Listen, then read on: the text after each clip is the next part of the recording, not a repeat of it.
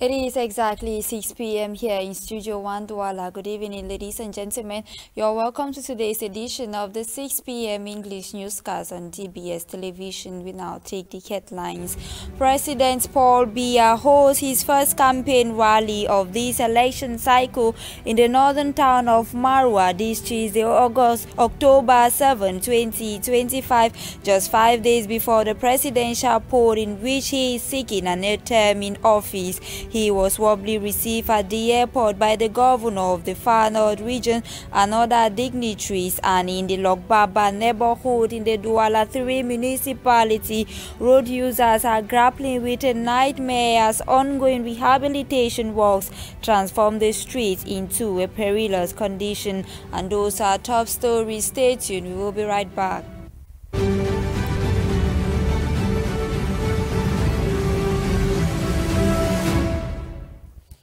Welcome back, ladies and gentlemen. I am Rugia Tububa, and now the news in full. We will begin today's edition with this of where President Paul Biya and wife arrived Marwa Salak Airport this afternoon in his first outing for the ongoing campaign for the October 12 presidential election. Received at the airport by the governor of the Far North region, dignitaries and elites, the head of state was later driven to the campaign ground at the Lamido Yaya Dairu Stadium. Paul Biya had the opportunity to commune with population and galvanize potential voters. Marwa, from every indications, has been solidly behind Paul Biya, who in the same context carried out the same visit in 2018. The visit of President Paul Biya to Marwa will give a new impetus and dynamics to the CPDM ongoing campaign. During the occasion, the Speaker of the National Assembly delivered a speech in which he called on the population to vote using the white ballot.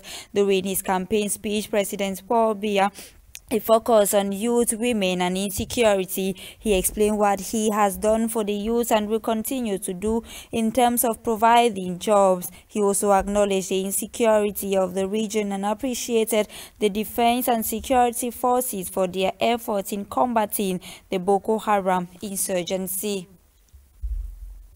And we now talk society, coming back to Douala, where road users are facing a nightmare as rehabilitation works turn streets into a dangerous maze. Our reporter Ashley Johnson takes us to the Lokbaba neighborhood in the Douala 3 municipality, where pedestrians, motorbikes and even trains are forced to share the same narrow passage. Her report. What should be a busy road has turned into a chaotic obstacle course. The ongoing road rehabilitation works have left only a narrow corridor for passage. Motorbikes weave dangerously close to pedestrians, and even trains pass mere meters away from those trying to make their way through. The mix of construction, traffic, train, pedestrians, motorbikes has created a perilous environment.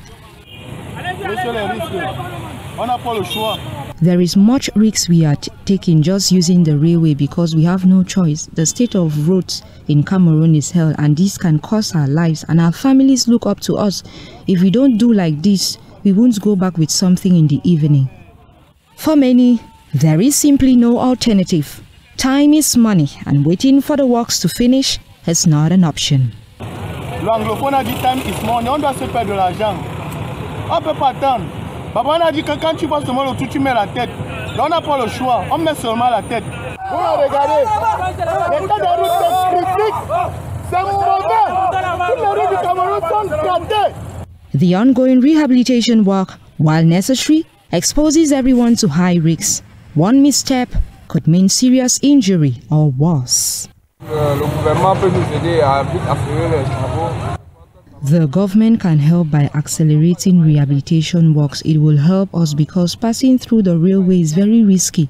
If they could walk day and night, it will free us and reduce transportation costs. It will help us. Here in Lokbaba, the hope is that no one becomes the unlucky victim of a road-turned battlefield. Until the rehabilitation is completed, residents must navigate this treacherous mix of construction, traffic, and trains. Every year, the world commemorates Decent Work Day on the 7th of October. On this day, trade unions and workers syndicates advocate for better working conditions. In the following report, our reporter Mange Venashus looks at decent work with the context of Cameroon. His report. The standard work week in Cameroon is legally set at 40 hours from Monday to Friday in most sectors. Salaries are low, with the minimum wage being around 43,969 francs per month. Many employers, especially in the private sector, fail to respect, coupled with poor working conditions and limited social security coverage. The notion of decent work becomes an abstract concept for many in Cameroon. The world observes this 7th of October as World Day of Decent Work, a day to call on government, employers and workers to provide decent work for everyone.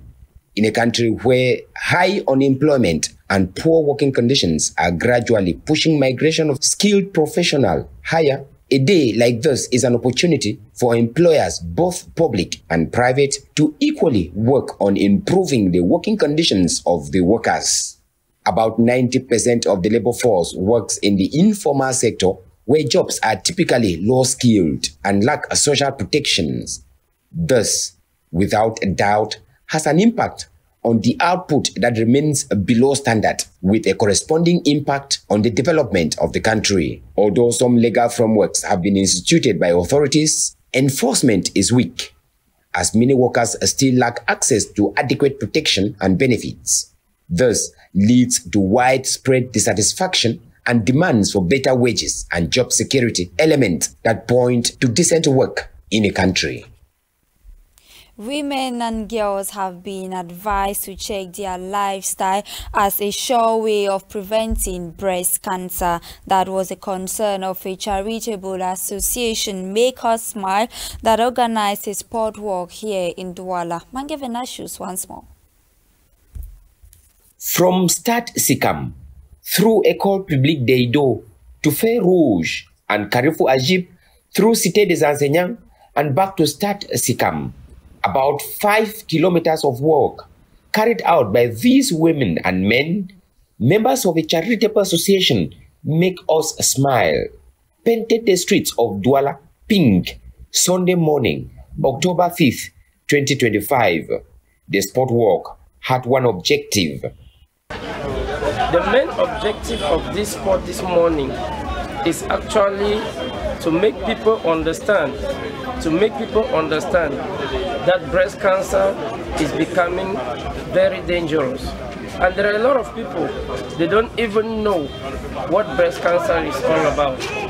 It is like an alert for people to understand that they have to take serious preventive measures in order to prevent breast cancer. A disease that is a concern of everyone in the society. Preventive measures need to be made known so that we can fight breast cancer. Reason why sensitization involves everyone. We can prevent cancer by taking total control of what we are consuming. There are women, they smoke, they take shisha, they take all those things, they don't know the consequences. It's only when you are affected that you begin to realize that you have placed yourself into problems. As if this is not enough, another method needs the active participation and contribution of men. And I advise all the men, always take care, you suck your wife's breast in order to prevent breast cancer. Make Us Smile is using this medium to indicate their solidarity with those suffering from breast cancer. Vous savez que nous sommes en octobre, c'est octobre rose, qui est là, qui signifie la lutte contre le cancer. Donc nous allons marcher pour signifier notre solidarité avec toutes ces personnes-là qui souffrent de cancer. Donc nous leur disons du courage et nous leur demandons de s'armer vraiment d'autant de courage possible pour vaincre cette maladie. It will be a 1-month sensitization for the message to reach as wide as possible. The UDP party of Bello Buba Maigari took an early step in Bafoussam 2 ahead of the October 12 presidential elections by training its representatives for effective monitoring at polling stations. The session aimed to equip participants with the skills needed to ensure transparency and protect the integrity of the vote. Rashan Difonga has the details. In preparation for Cameroon's upcoming presidential election, the United National Democratic Party in Bafoussam 2 has stepped up its efforts to ensure effective participation and representation at the polls. Over the weekend, the party's local branch organized a capacity building session for its representatives who will be deployed to various polling stations across the subdivision. According to party officials, the training focused on familiarizing participants with electoral procedures, vote counting, and the rights and duties of polling agents. The initiative, they said, is intended to strengthen transparency, prevent irregularities, and safeguard the votes of the party's supporters. This proactive move sets the UNDP apart from many other political formations, particularly within the opposition, where similar preparation are still lagging behind. As the campaign session intensifies, observers say such training session could prove decisive in ensuring that votes are properly monitored and results accurately reported. In politics, Herman Patricia Tumainu Ndamjoya of the UDC political party and lone female candidate for the October 12 presidential election was warmly welcomed by an enthusiastic crowd in Bangarang, Noon Division of the West Region. She urged supporters to come out in their numbers and vote for her. Our student journalist on internship again, their joy reports. It was a day of excitement and unity in Bangarang as Patricia Tumainu Ndamjoya, presidential candidate and national president of the Cameroon Democratic Union, arrived for her first rally in the Noon Division after her national and international tour. Si on n'était pas là, comment est-ce que les enseignants iraient à l'école? Comment est-ce que les infirmiers iraient au centre de santé?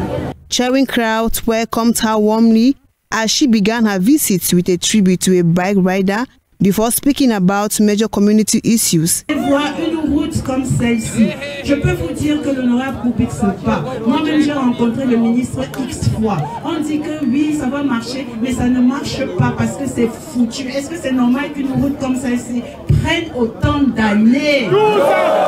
She pointed out the poor condition of the Fumbam-Bangarang road, calling it a long-standing example of bad governance that has lasted for over 12 years.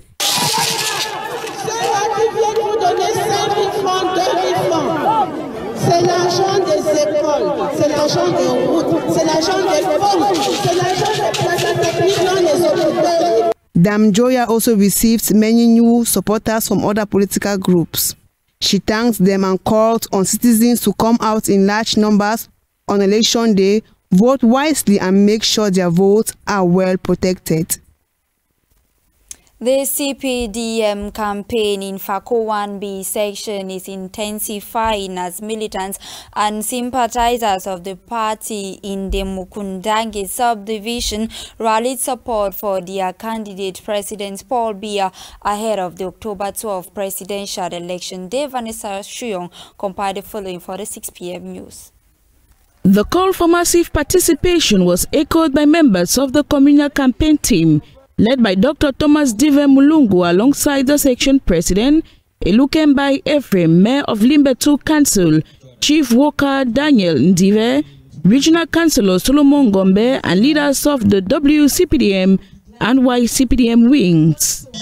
Subsection president for CPDM, the W subsection president, and of course, the Welcoming the crowd, the subsection president, Joe Mutuve Jordan, urged militants to ensure 100% victory for the CPDM in Mukundange. Are 100% ready to give our 100% vote to our champion, the president, who will be our national champion. Voters were reminded to collect their cards from Elekam offices and warned against being misled by political adventurers. They cited ongoing development projects realized under President Biya, encouraging the population to vote for continuity and more progress. Look at the peace, unity and stability that we're enjoying in our country today and consider it as an asset, because it will be difficult for us to have a leader who would value this asset like President Paul Biya had done in the past years.